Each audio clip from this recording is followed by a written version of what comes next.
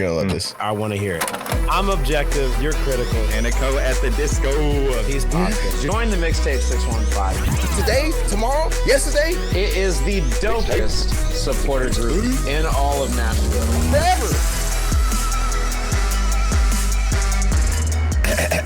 Testing 1 2 3. This is a Mixtape 615 podcast, baby, and we are the voice of who? The fans. You already know. We're gonna talk some Nashville soccer club. So lock in real quick. I'm your boy, Tunji, aka Young Turtle, the soccer face, SF Doom, the VR kid, affectionately known as Team Poppy. I'm a por favor, aka sipping my ties on the beach, feeling cool like a summer breeze in Belize.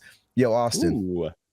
Is that a 4-leaf clover in your pocket? Or you just lucky to see me at Lucky's 3-star bar for every home match? Going back my Lord Star, so I start speaking like a true Chicagoan. Call me Chicago Mike. And once again, this is a Mixtape 615 podcast. Austin, can you tell them who you are, please? What's up, guys? My name is Austin, aka Wildmane, aka Ginger Snap. Don't cross this ginger because he may snap. Aka the Fumbling Dublin. St. Patrick's Day is coming up close, so I might be a Fumbling Dublin soon. AKA Chicky Parm, AKA Redbeard, the dopest pirate in all the 7 seas. Logan, tell me who you are.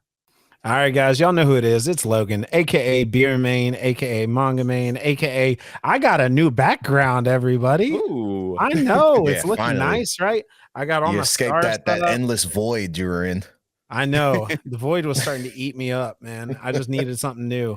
And it was great. So this is the Mixtape 615 podcast, brought to you by the Mixtape 615 supporter group, the dopest supporter group in all of Nashville, in all of soccer, in all the world. And y'all know exactly where you need to go to get in this mix with us. Just go to mixtape615.com. That is mixtape615.com and jump in with us.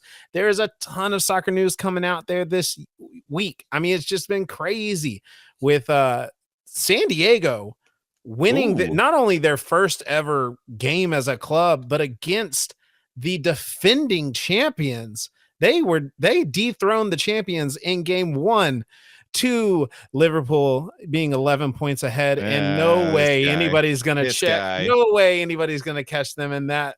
I don't see them bottling it up, and I'm calling it now. There's been a lot of soccer news out there in the universe, but we want to bring it back to Nashville because we also played our very first home game of the 2025 season. Austin, take it away. All right, guys. Yeah, we are going right into a match rewind, our first of the season, guys. It was just great being back in the stadium. We had it was a cold one. We had a 0-0 draw with New England. And it was just, we had a lot of injuries. And so as we get right into these top takeaways from my two boys here, we did have a lot of injuries. We're not sure if that affected the team play or not, but Tunji, give me your top takeaways from this first opening match with the new BJ Callaghan led Nashville SC. Man, it was a tight one. It was a tight one, bro. I mean, Nashville definitely had a good amount of possession, which is like in line with what we've heard from BJ, but we just didn't see the goals that he was saying, you know what I mean? So what was really interesting to me was like when you do look at the possession charts, it seemed to me like New England did have a little bit more of the ball over like the 5-minute intervals that they measure that possession number in.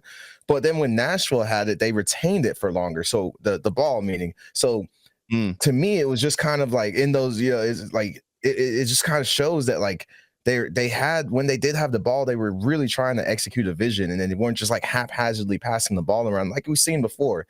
The shots were there, but the accuracy was off, and there were some huge chances missed by Hani and Sam. And I don't know. What do you guys think about that? Yeah, for sure. I think towards the end, it felt like Hani felt the time and he was trying to score, where there were a couple where maybe he could have made a pass here or there. But he's been our best goal scorer historically, so I understand it. Logan, give me your takeaway from the game. Man, one of the biggest things I saw in this game, we obviously had several new players make their debut. But my goodness, there are 2 guys that stood out to me more than anything else. And that was as far as in the play as a whole. and that was Eddie Toxeth and Andy Nahar. Andy Nahar is a beast on the field, and Eddie Toxeth, he is, Austin and I know Tunji, you've watched a little bit of hockey as well, but Austin and I are pretty big hockey fans. That his kind of role on the field, from what I can see, is the enforcer. He is a guy who is gonna get out there. He's gonna cause a ruckus for others, and his smile as he does it is almost cynical. Like, it is almost just sinister and scary. And it was funny because I looked at him. I was like, oh, he looks like Pippin Took from Lord of the Rings, but for real, like, he kind of does. But at the same time, he has just this like sinister stare over his face, and I'm like, oh my goodness, I never want to cross his path. Like, he's like, you are my second breakfast. No, that smile he has, bro, when he's antagonizing you, it just reminds me of like Kendrick Lamar in the Super Bowl stage yelling out, "Hey, say Drake." Hey, that's Drake. What it looked like to me. I was like, goodness gracious, bro. No, it was, I loved seeing how antagonistic he was, and he was an instigator, but what I loved was he did it in a way that wasn't drawing all the cards, but it was getting all the other players frustrated, and that's the best way to do it. That is the best way to do it.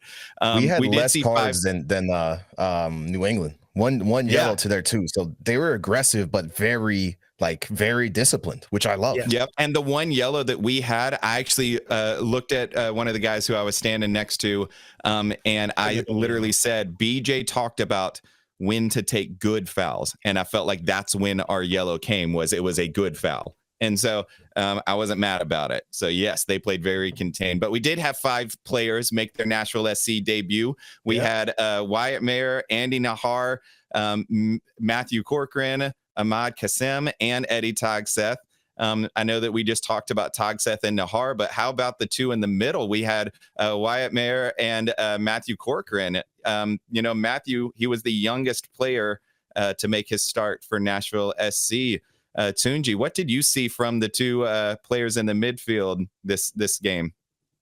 Corcoran, I didn't get a chance to see him in the preseason like some of you guys did, but I've obviously followed his career. I kind of know what he's capable of, but now I got to see it up close. I'm excited for the future of this team with him on the pitch. I'm also excited with Wyatt. I saw a lot of people online, and I'm going to say this on the pod, bro. I saw a few people online on X saying that they didn't like his performance and whatnot. I didn't see anything wrong with his. If anything, I was shocked when I saw his name on the lineup. I was nervous, but then when I saw him play and just put his heart out there like he did, like the kid can play. Let's just put that out there first and foremost. Yeah, he might have made some mistakes, but he just got signed to this team 2 days before they put him out there as a starter. One day. And on top of that, he played out of position. So let's put him in his right position. Right? Yeah. And they had him playing like center defensively. Let's put him in his right position, and we'll see exactly what we like. I think that he's going to be. I think it was a great pickup. I was, very happy with like him stepping in and stepping up. Again, Matthew Cochran, no notes. Keep doing what you're doing, brother. Yeah, absolutely. I don't know. And why also had that near miss. He almost had a banger. I think in like the 25th minute, 26th minute, somewhere in there. But yeah, I loved the box that we played in the middle. Logan, did you notice the difference? We weren't playing a diamond like we used to play when Gary Smith was there, and a little bit of what we saw, when Roomba came in, we saw like a diamond in the middle oftentimes, but we kind of played a box in the middle instead, and I felt like we were a lot tighter. Logan, what did you see from our midfield this game? I mean, one of the biggest things I saw is that we actually tried to move the ball through the mid a little bit. Now, we didn't have all the pieces that I wanted us to, but you did see with guys like Andy coming up into the middle of the field, not just on that right side, not just on that left side, but I also did see us spread it more. I mean, we are used to seeing us, okay, we're going to take the ball over to the left side. We're going to take it all the way down the field, and then we're going to cross it into the middle to see if anybody can get to it, right? That's kind of how we've been playing. Well, this time, the majority of what I saw was, hey, we're going to take it down the right side, and then we're going to play it to the middle of the field to see what we can go from there. And we're going to sit at the top of the box and play it around at the top of that final third to see where our real attack is going to come from. It was great to actually see us move in a more methodical way, and we moved it very quickly. And yeah, a lot absolutely. of that, a lot of that is thanks to Togseth and Nahar. I mean, for real. Yeah, Nahar was a terror on that right side. You know, we talked about what would it look like on that right side with Shaq Moore being gone. We weren't sure if Julian Gaines was taking that like stepping into that role, being that guy. And then when we signed Andy Nahar, like, man, this is why. You definitely saw him really stepping up. Now we did have, you mentioned the injuries. We had Brian Acosta, Tyler Boyd, Gaston Brugman, and Julian Gaines all out. You also had Schaffelberg and Patrick Yazbek. I mean, those are a lot of players that we talked about as being starters.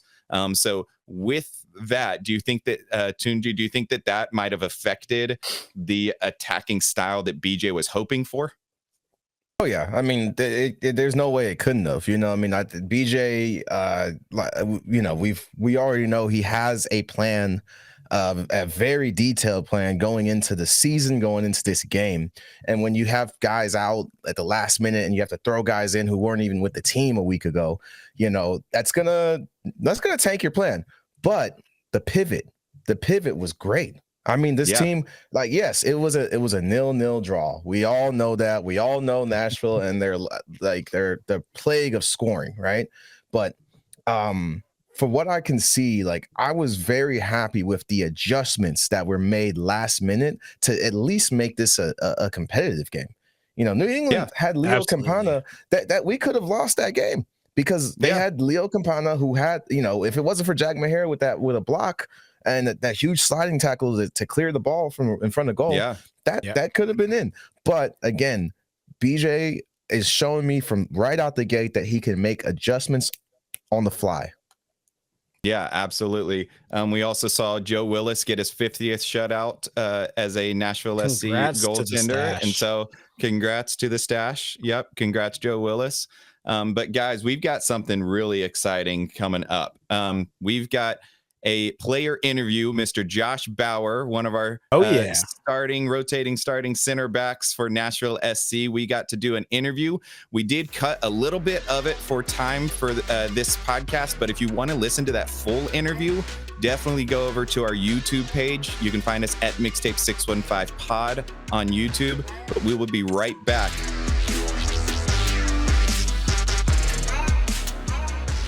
Are you tired of neck or back pain? Maybe it's shoulder pain or headaches get in the way of your busy life. Well, Christ Chiropractic is right here in Franklin, Tennessee, and they've been helping families and professionals live their best life for over 25 years. They specialize in spinal decompression therapy and chiropractic adjustments that are there to tackle the pain and get down to the root cause without drugs, without surgery. So whether it's stress from work or chasing your kids around, they have got you covered.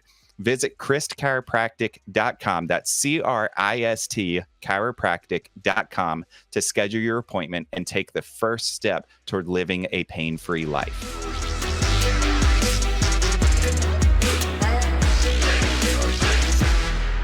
We are back, everybody. Thanks for sticking with us. This is amazing. We have the legend from New Hampshire, guys. His name is Josh Bauer. Josh, say what up to everybody. What's up, everybody? Thank you guys for having me on. I really appreciate this opportunity, and be careful throwing that legend word around. But hey, you're a legend in our hearts, man. Honestly, one of our great starters, rolling starters for our back line, guys. Josh Bauer, man. Thanks for coming on again. Start us off, man. We want to talk a little bit, get to know you a little bit more. Tell us a little bit about your background growing up. I mean, I feel like I had a pretty normal upbringing for the most part. I guess one thing that made it a little different was I moved around a few times as a kid. So born in Florida, don't remember much there. Moved to Texas for a couple years, and then spent 8 years in Ohio in Columbus. Not a Crew fan, obviously. No, of course not.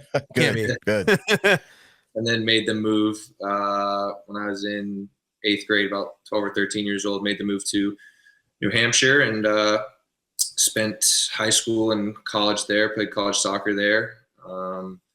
But yeah, I have 2 loving parents. They've supported me the whole way. I got an older brother. He's a year older than me. He lives in Pittsburgh with his wife, Sarah. He's a role model to me. And then I got a little sister as well. She's 4 years younger. Sorry, it took me a little bit to think about that. But she's still in New Hampshire, holding it down up there. So, yeah, that's a little bit about me. Middle child, huh? Hey, they say middle childs are actually the ones who are most successful. So, okay. Hey, I mean, hey, I'm just saying. And I know my sister's on her way to making her way in this world. So just trying to do my part. I always heard that middle child was like most troublemaker, which I won't speak to. You can ask my parents about that. I won't either. I'll say this. Austin knows this. I'm the only one who's not gotten in trouble with the police. Austin. Yeah, those 2 were brothers, by the way, Josh. If you I was gonna say. So, but yeah, we have a lot of fun with it. I understand the sibling thing, man. So one of the words that really comes to mind when I go over, I mean, again, you said it. You've had a lot of moves up and down. One of the words that really comes to mind when I was looking through kind of your history through high school, college, even going into you signing your first contract with Birmingham Legion and into Atlanta. One of the words that comes to mind when I think of you and when I was reading all about this is adversity. So what do you really attribute your adversity to?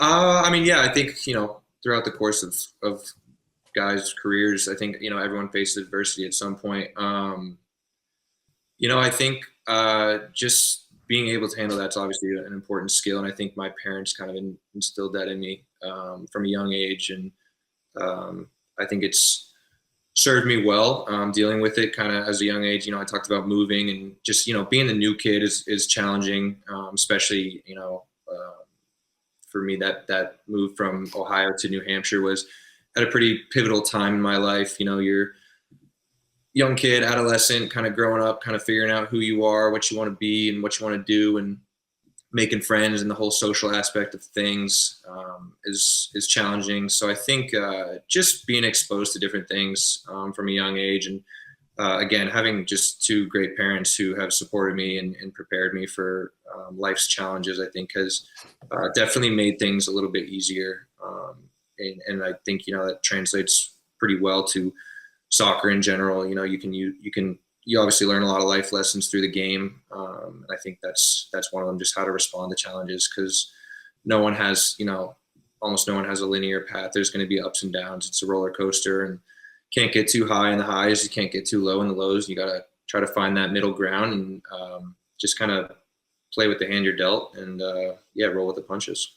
Super fortunate, really grateful that Nashville picked me up in that re-entry draft, but I had no idea it was coming. I think I was helping my dad move some stuff, and I got a call from my agent. I set this down, picked it up, and got some good news. So again, a year later, you're scoring on Club America, bro. Like, so that's what we want. First goal. That's awesome. Yeah, that was awesome. That's awesome. There's a lot of controversy about whether that counts or not being a friendly, but if you ask my mom, it counts. It counts, bro. It counts. Hey, the fact that we beat them twice, it counts. It counts, bro. I got your approval. All right. Well, yeah. So, I mean, you mentioned it scoring against Club. We mentioned scoring against Club America. We're fast forwarding. You got picked up by Nashville last year. I felt like was really the Josh Bauer coming out party. Like we saw you the prior year, but last year we got to see a whole lot more, and we got to see just a lot of the movement and everything that was, 2024 Nashville SC.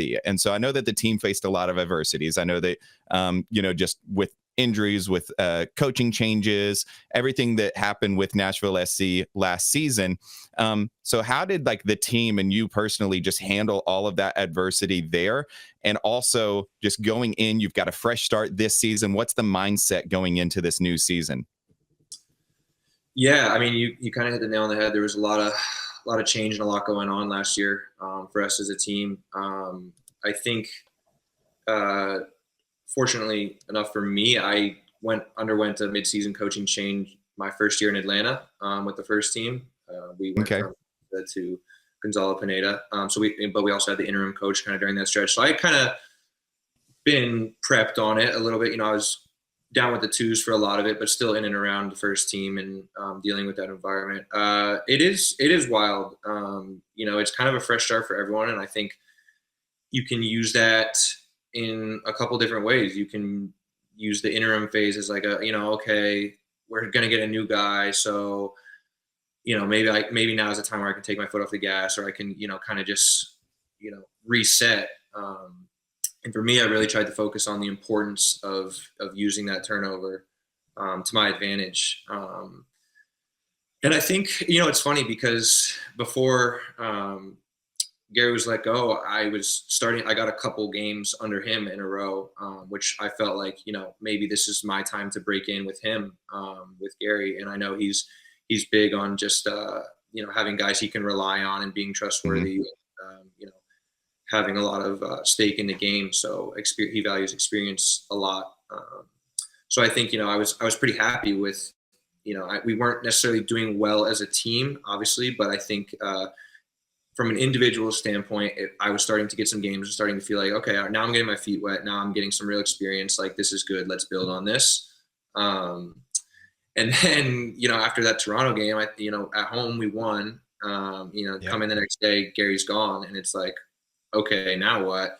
Interim phase. And I have a really good relationship with Roomba, who took over, and I owe a lot of credit to him too, just for kind of giving me that shot too, because he kind of took it and ran with it and let me get a good run of games in. I think Shaq Moore was with the national team, and we were dealing with some injuries as well, so I was filling in at right back, which was brand new to me. Hadn't really played any of that. And it's tough when the club's not doing well, but you feel like as an individual, like you're playing well, or you're just happy to be playing. So I think kind of battling that disparity was tough, because I'm like, obviously I want to be part of a team that's winning games, scoring goals, playing well, and we're feeling confident. But it's like, okay, that's not necessarily happening. How do I still make a positive impact for the team? Be one of the guys that's pushing the needle forward. So I really tried to just focus on that. And then obviously, BJ took over, I think, with 9 games left in the regular season. And again, that's a fresh start. So I think it was kind of a whirlwind of a couple months, or of the summer. And just, I was just trying to stay present, but it's almost like you're not really thinking about it because the games are coming so fast. And for me, it was new, because I was learning how to, play in those games, and just kind of dealing with okay, you play Saturday, Wednesday, Saturday. You're not really even training during that week. You're kind of just recovering and getting your body right, so you can compete on the Wednesday. And you're staying sharp, and we're out there training, but it's definitely a different beast. So I think, I think it opened up new doors to me and kind of just really threw me into the fire. And I was very grateful to get a lot of experience last year. You mentioned how you've had to kind of look at the game differently because you moved around, but specifically with BJ coming in, what kind of ways has he made you view the game a little bit differently, if any? Yeah, I think the biggest thing with him, and the biggest change, has just been the attention to detail. They put in so much work, him and JB, all the staff, honestly, Mike and Danny now too. And, Koski and Pickens when they were back still with the club during the change. Everyone puts in a lot of work and a lot of attention to the little things and the kind of the 1% things that will make you better. So I think I've been challenged mentally more than I ever have in my career. And I'm thinking about different ways to approach certain scenarios. But it also makes things, really clear once you get those details down.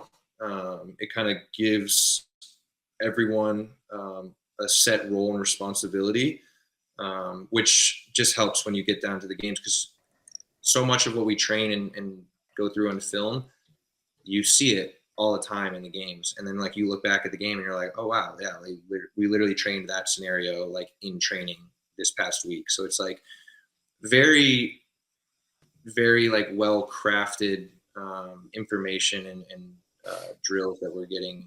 I think, you know, it goes a long way when you're able to, you know, put your brain and put your head, you know, where your feet are. And I think that just being super clear and all the detail is the biggest difference for sure. And it's really helpful. And you talked about it a little bit, but, you know, they moved you around a little. You mentioned Shaq Moore being called up, some injuries. You know, I kind of, they always talk about Alex Moyle as the pocket knife or the jack of all trades when it comes to the team. We call him the Chaos King. Yeah, causes chaos wherever he is for the opponents. Yeah, for sure.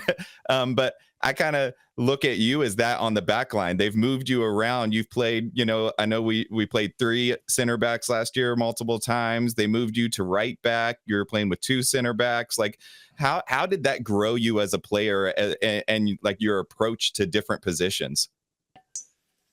I think it just gives you more perspective.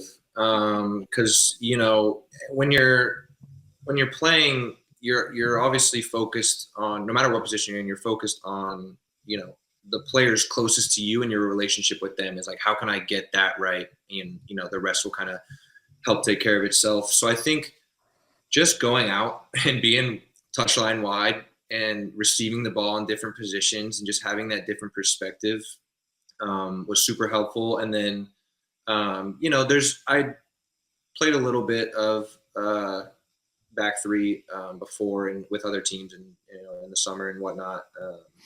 But I had like a little bit of experience there. It's obviously very different at the pro level. You know, everything's more intense and guys are better. But I think you can just learn so much from it. And, you know, you see it on video too. It's like, okay, but for me, I had the luxury of like, it's like, okay, I played center back. I know where I want my right back to be.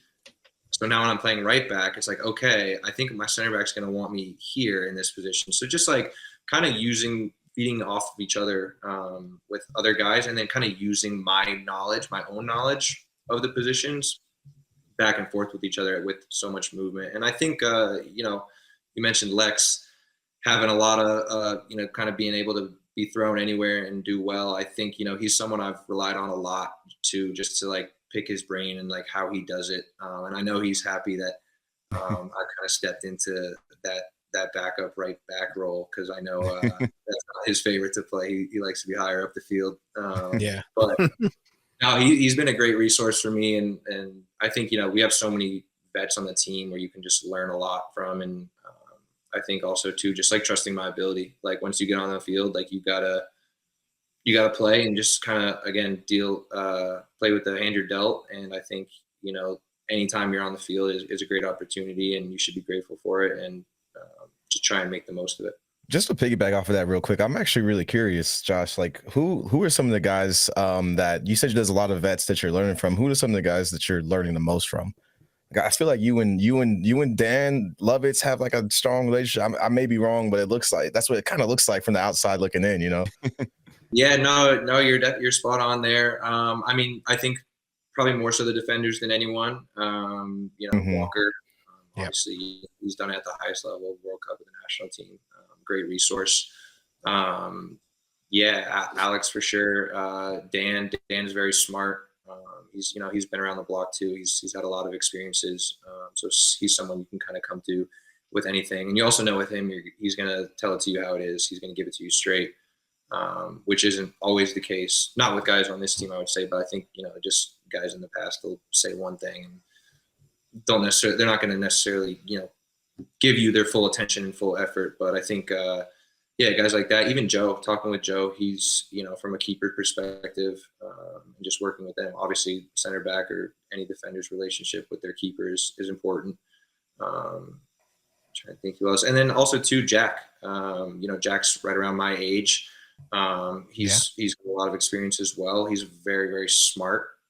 You know, we're kind of different players, I would say, like on the physical side of the game, but he's very smart and just someone I can pick his brain anytime, and I know he's gonna give me some good info because I think that's the biggest thing about this team is like everyone wants everyone to succeed and do well. And, you know, we're always battling for competition and battling for spots, but no one wants to, you know, see their teammate do poorly.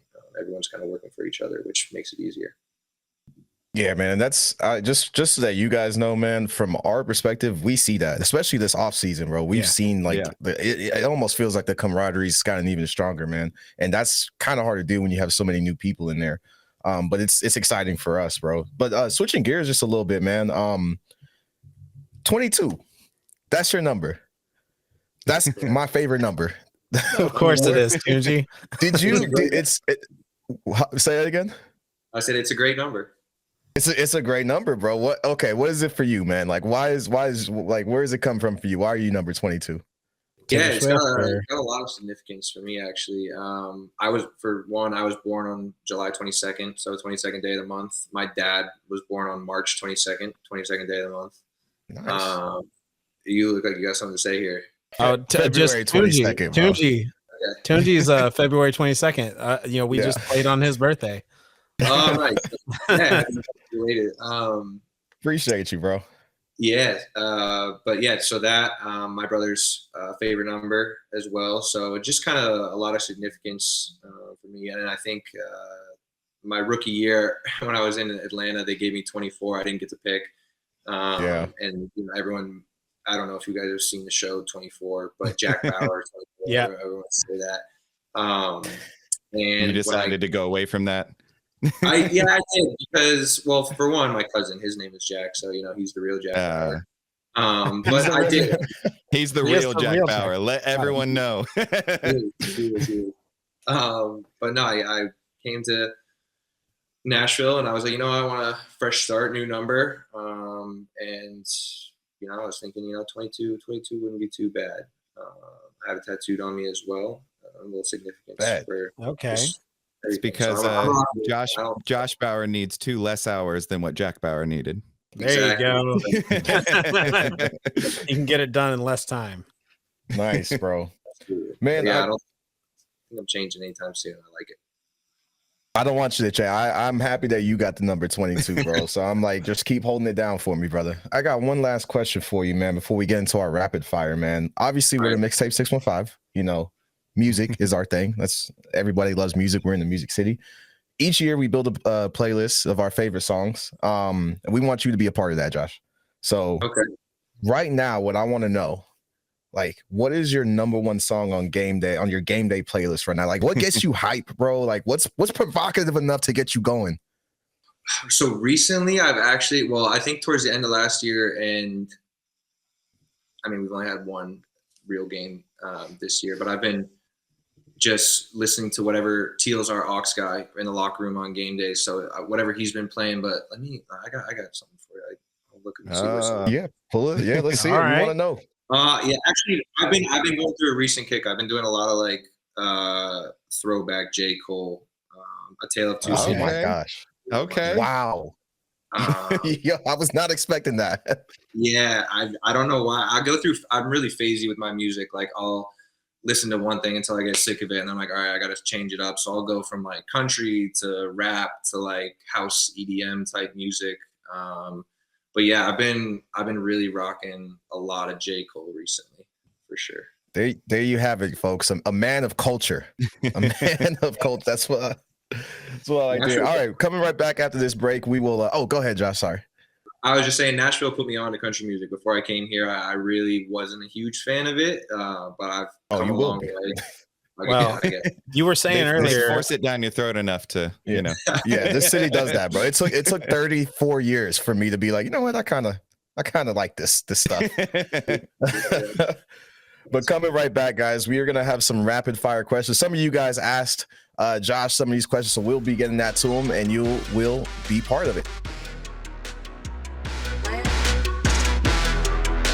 What's up, Mixtape family? The new season's around the corner. In fact, it's already here, and you know it's time to turn it up. Tailgates, away match days, the whole shebang. And here's the play. Our official watch party spot this season is going to be Lucky's 3-star bar. That's 3 stars out of 5, and it's just a short walk from Geodis Park on 4th Ave. Nah, man, I'm giving them 5 stars out of 5 because Lucky's is where it is at.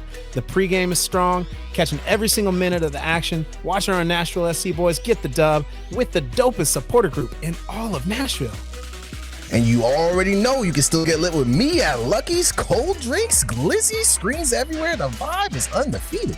So roll up with your squad. In fact, you're part of our squad. Come to Lucky's 3-Star Bar. It's our new away match day headquarters. Let's make this season legendary.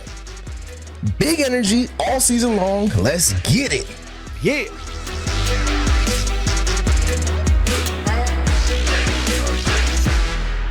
And we are back from being back. And once again, we have Mr. Bauer here, man of great taste, great musical taste. And you guys want to learn a little bit more about him. So we're just going to shoot some rapid fire questions that we got from the home opener from some of y'all. And I'm just going to get it started. Josh, what is your go-to dance move after scoring a goal?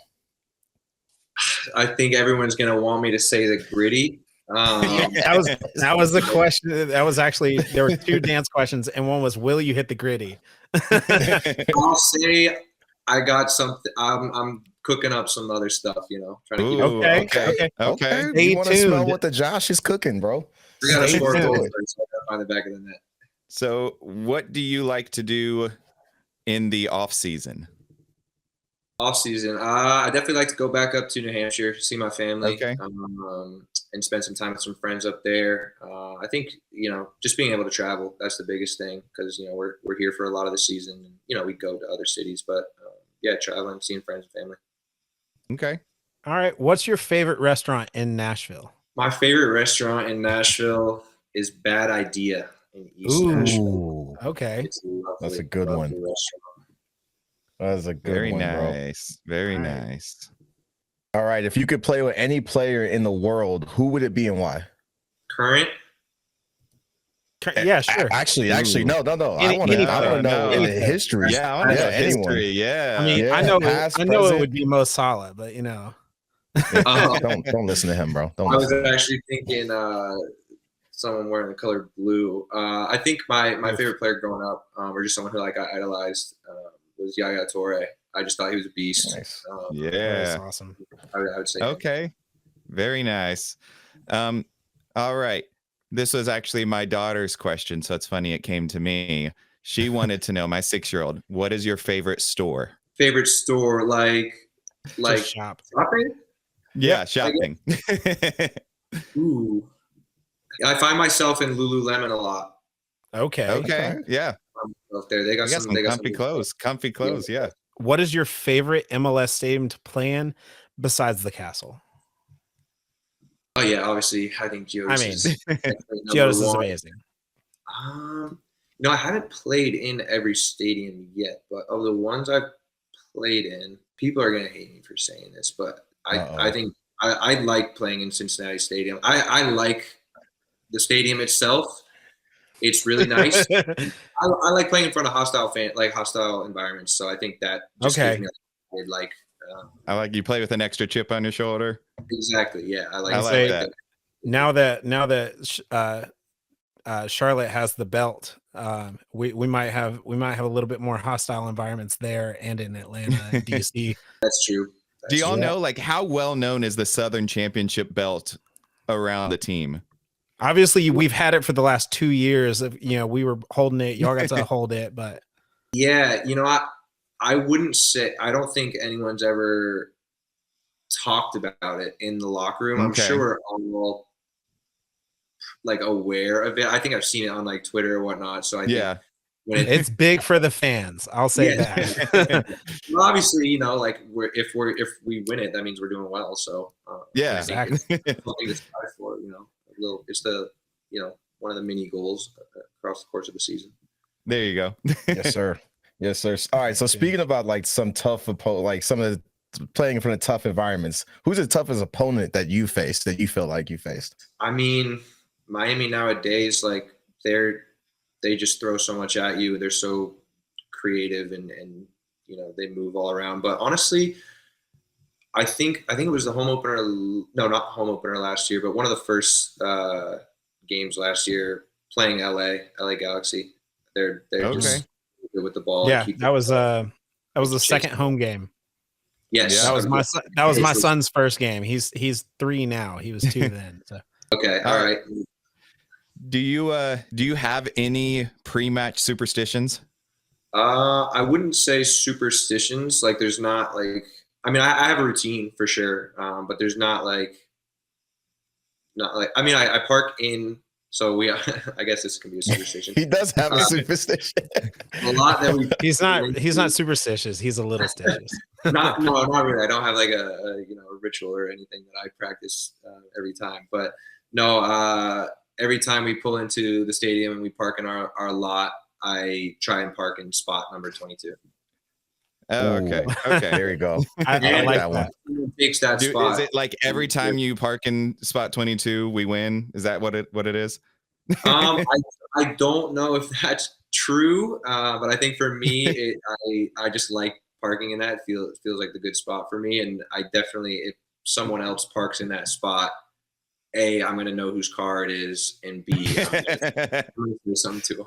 Well, speaking of parking and walking in, we all know that's one of the videos that comes out all the time is who's walking in with the dress. So who do you say is the best dressed teammate that you have? That's tough. We got a lot of stylish guys on the team.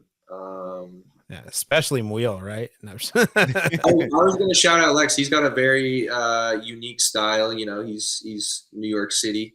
Mm-hmm. I like his style though. I'm trying to think who else.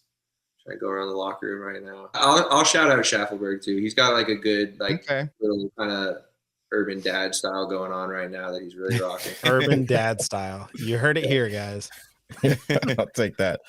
What's your favorite soccer club outside of MLS? You know, I've always said that I don't like diehard support a team. I see you pointing to the flag. Okay, he needs to, I got to. We're gonna win the league this year, so. I've never like diehard claimed a team. I just like watching good soccer, honestly. But I think Manchester City. But it's tough. Listen, I know. Listen, when he was playing for City, I think that one just sticks with me. But again, I'm not that guy who's like, I've been with City since day one. Like they're my team. Yeah. I'm not gonna. See, they're both big EPL fans, so I don't follow it as much. I'm more a Bundesliga fan, so that's a little scrappier. I feel like. But I like my club team growing up. When I was in New Hampshire, I don't even think it exists anymore. But GPS New Hampshire, and we had like the Bayern Munich kits with the collars. So like I like them. I got this right here. Yeah, Bayern Munich. There we go. Your best friend comes to town.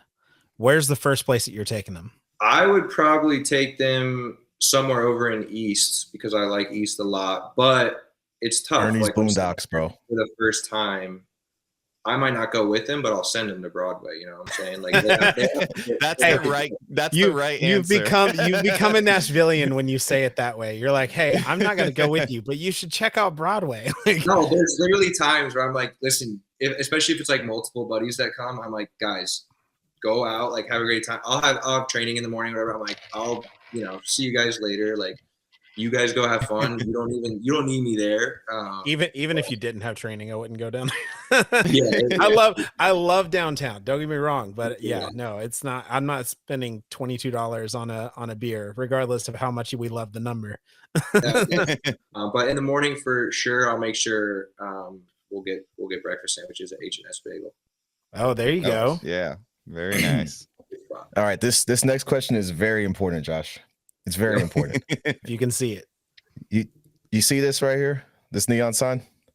Pokemon, correct? It's yes. I need to know this. Actually, the fans need to know this. Yeah. Who on the team is most likely to have a secret Pokemon collection? Maybe Johnny Perez. Oh, okay. Yeah. The young gun. Some sneaky Pokemon. Or honestly, this one might not be sneaky, but Taylor. I feel like Taylor.